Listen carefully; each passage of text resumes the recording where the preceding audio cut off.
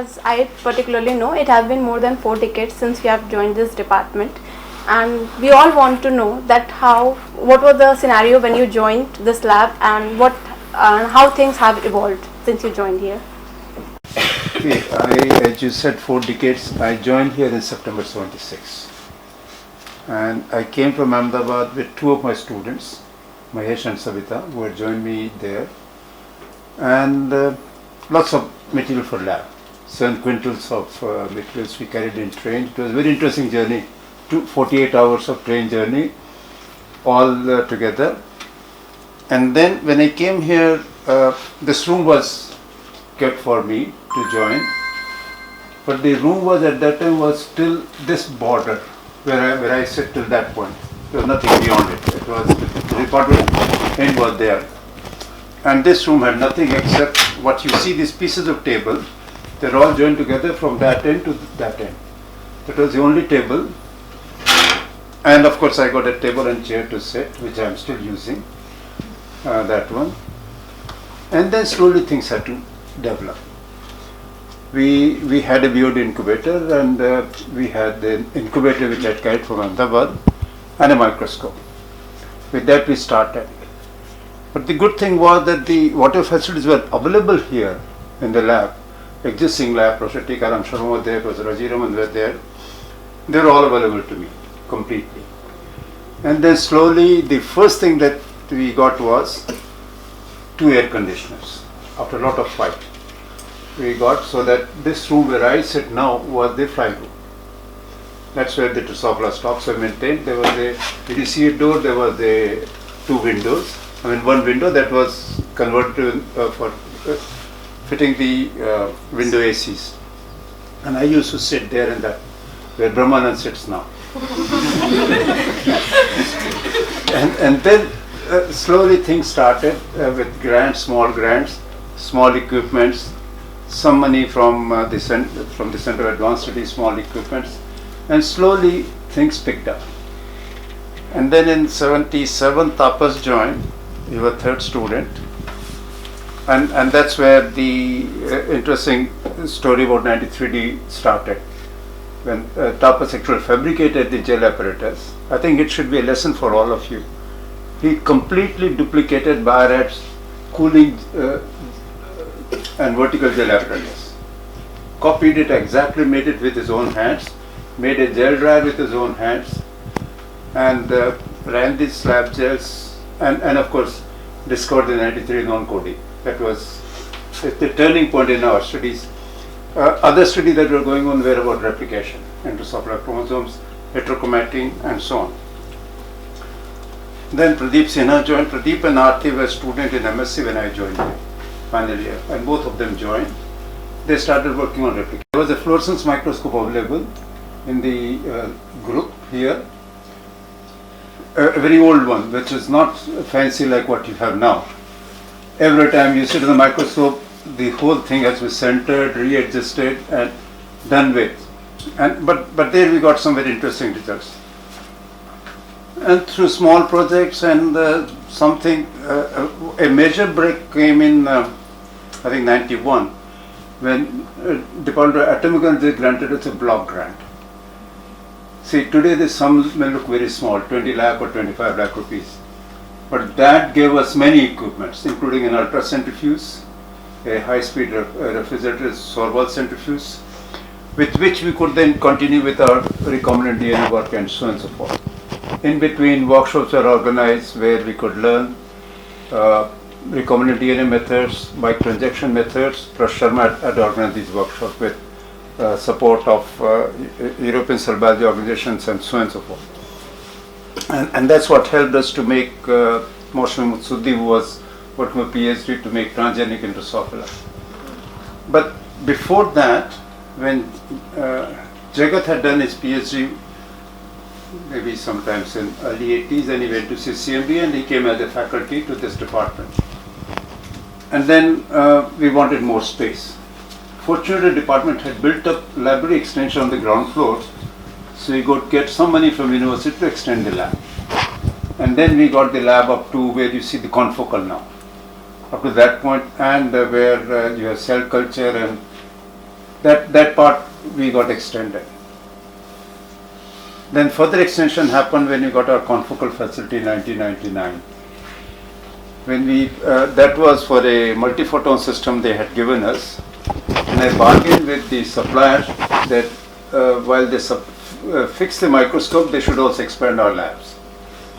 And so that the whole of the fly room now, the stock room, and the where Devanjan sits, that whole year was built by Bayer as part of the confocal facility.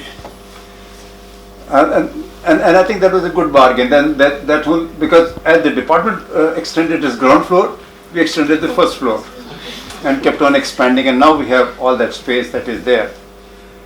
So things have moved slowly when the things have happened, and we are where we are today. And of course, lots of students have contributed in the process, and many of them are now doing very well. An interesting point that I think is, all students who did their PhD from this lab till 2000 didn't go abroad to get their jobs. All of them got job either immediately PhD or while they were still working as PhD, and often without my knowledge. Not that I helped them to get job, but they just got it, they tried and they got it. And so we have students, Mahesh, the first one has joined BARC, then Savita joined Gujarat University as faculty. Now she's in Saudi Arabia, I believe, doing more of human genetics. Pradeep Sinha, after PhD, joined Indore, then moved to Kanpur to set up the BSB department there. I mean, it's his creation that has happened ultimately. Aarti and Pradeep had married while they were working. They had decided they married, and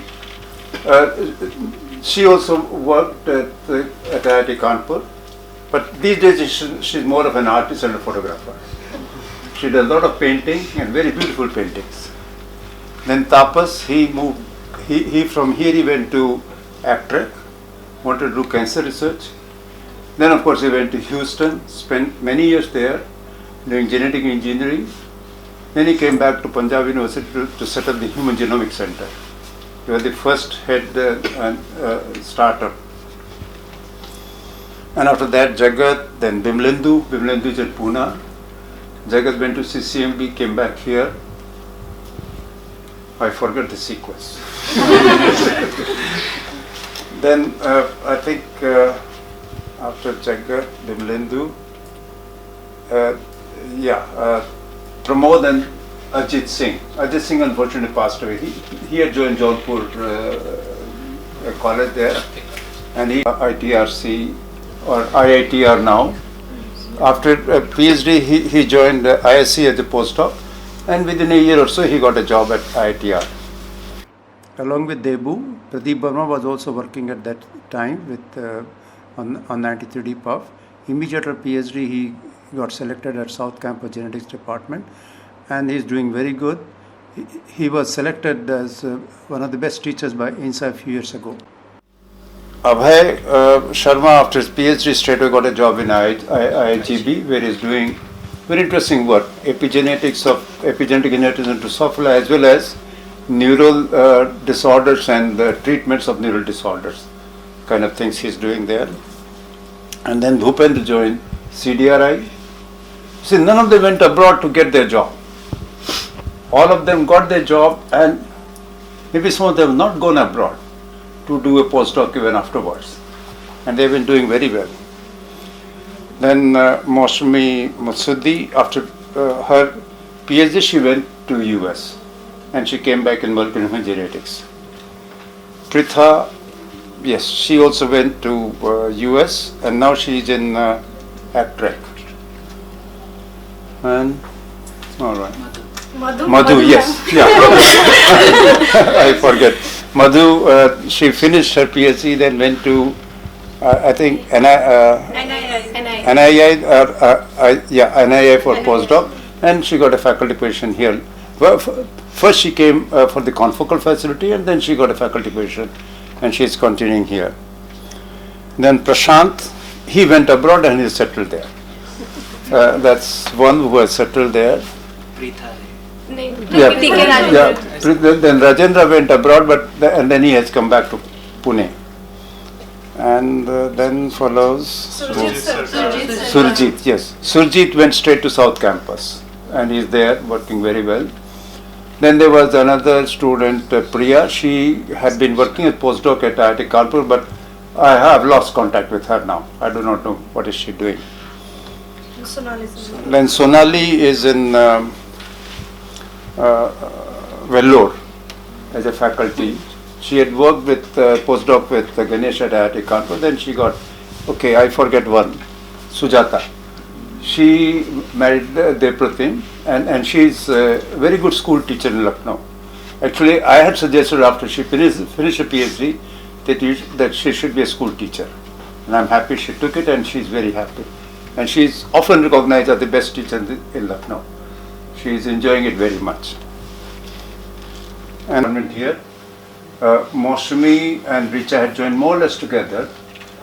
Then Mosmi is in Germany, continuing her postdoc. Richa went to US for postdoc, but now she's back in Ambedkar University as a, I think, Ramalinga Swami Fellow. And I hope she gets a job soon.